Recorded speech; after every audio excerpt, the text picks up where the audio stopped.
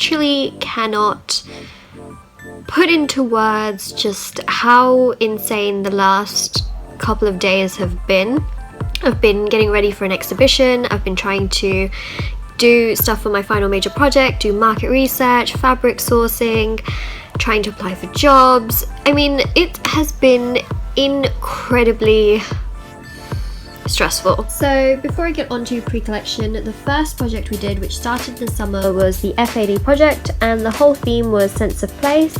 So mine was inspired by Vegas. If any of you guys follow me on Instagram, then you've probably seen that I went to Vegas. So I was inspired by all the poker chips, the lights, the cards, card suits, just Vegas in general. And yep, that is Gigi Hadid. So that is a very much print-based collection that I designed. Kendall Jenner.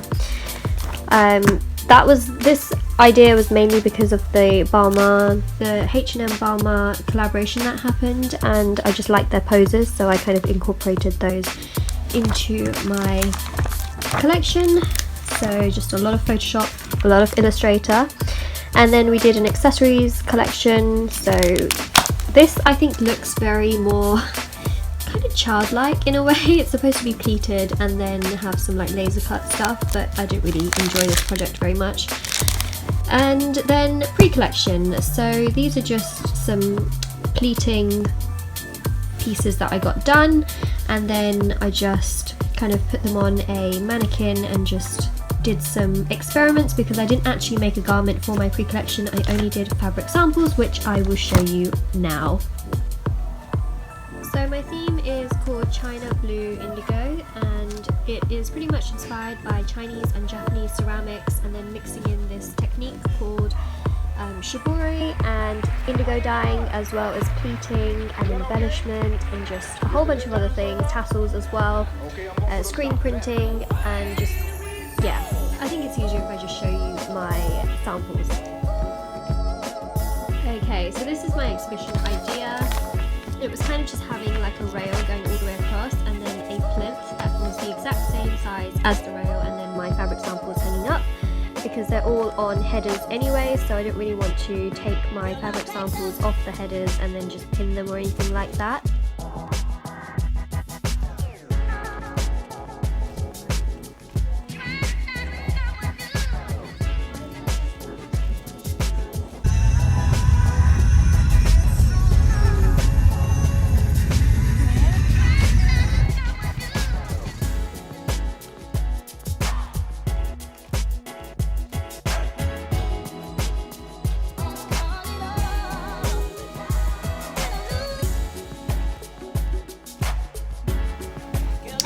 Hi guys, so I just got home after what was an absolutely crazy long day. Woke up at like 6 o'clock or 5:30 I think. Went to uni, had to help load the van with all of our stuff. Went to the place where we were showing the exhibition. There was only 7 of us that got picked from our group. So it was nice to be chosen, but it was definitely something that took a really long time, getting the entire thing put up on the walls. Mine is very simple in comparison to everyone else's. I hear that's what the company like from the girl that got the actual placement at this company. So fingers crossed the simplicity idea pays off, but the exhibition looks absolutely incredible, and yeah, I'll try and put some pictures in here, you know, cutting rails and trying to do designs for brackets and things like that. I mean, it's a little bit different.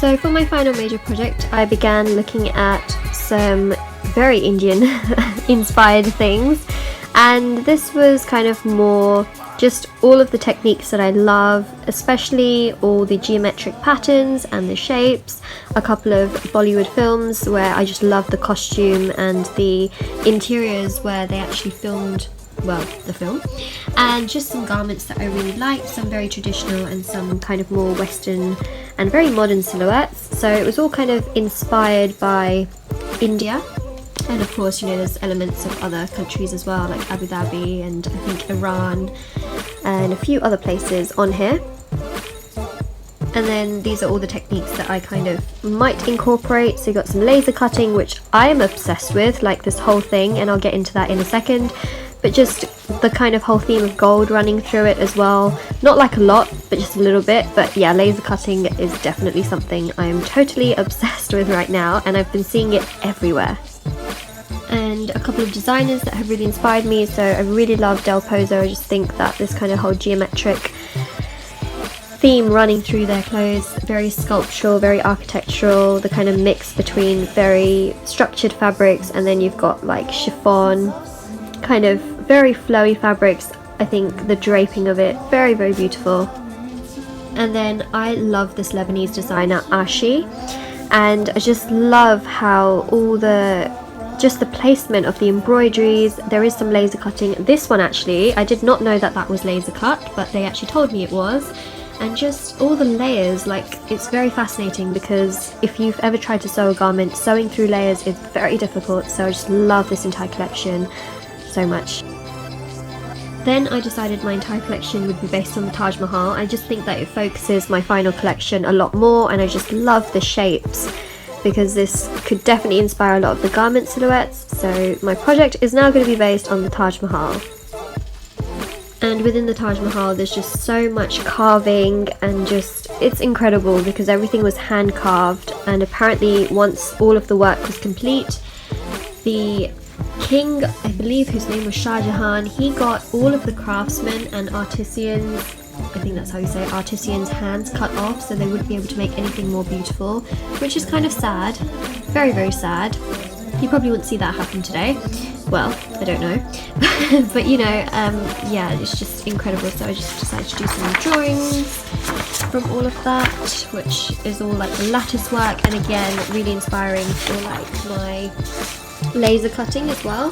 These are just some pictures I got off Google Images, just kind of more references for the shapes. More Taj Mahal. Some pictures might not actually be from the Taj Mahal, but I just love it, so I just put it in anyways.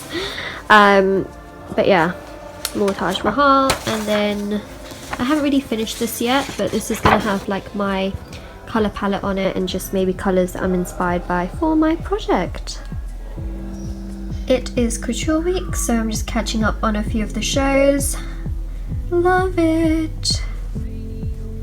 God, I love this brand so much. It's just the construction and the detail. It's very different, very unique, and it's definitely something very special. Couture dresses are also ridiculously expensive, like the price of a small house. I'm not even kidding, it's crazy. And majority of this beadwork is all done by hand because it's couture, not ready to wear, but it's so beautiful.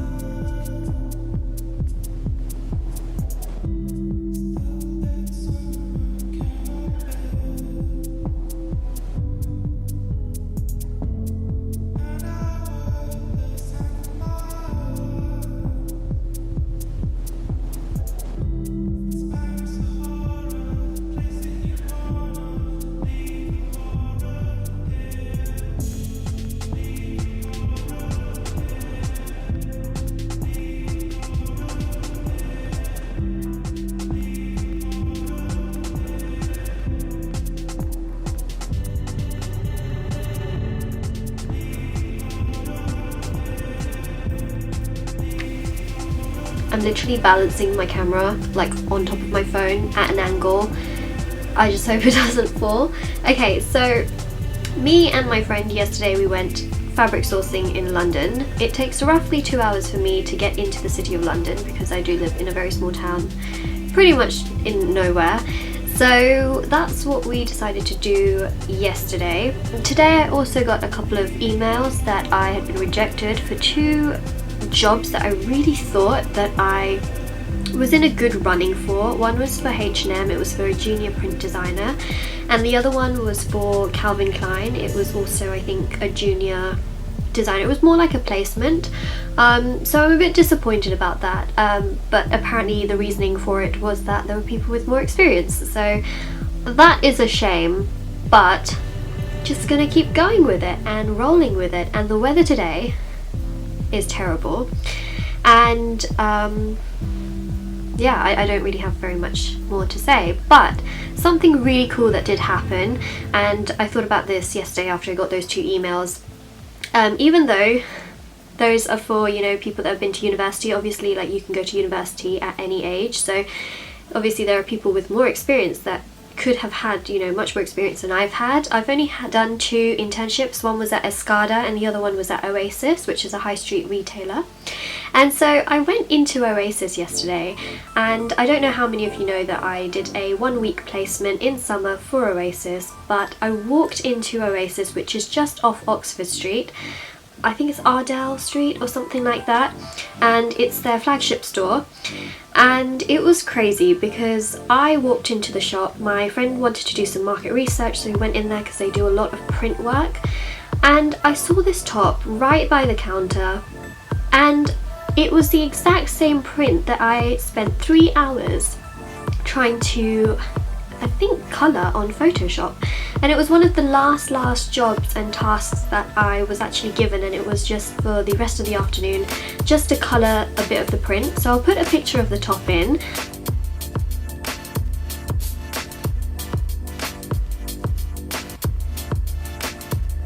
But it's so cool to think that, like, on my placement I've actually coloured this print on Photoshop, which then went into stores and people can buy that top, because Oasis is a very big brand here in the UK, and I think it's also sold worldwide as well, so that's kind of cool. Like, you don't really think of that happening. So yeah, every time I think of H&M and this whole Calvin Klein situation, I just think, well, you know, I couldn't have got both of them anyways, and I didn't get any of them, so whatever. Maybe there's something else out there for me, or maybe there isn't, and I'm just going to have to go and do an MA or something like that. Anyways, I don't even think this lighting is very good, but I have to show you a couple of other things because we did do some fabric sourcing, and hopefully then that will be it. I know this video is so long, and if you're genuinely uninterested in fashion design, I don't even know why you bothered watching up till here, but that's just that, isn't it? Okay, right, let me show you some of this fabric sourcing stuff.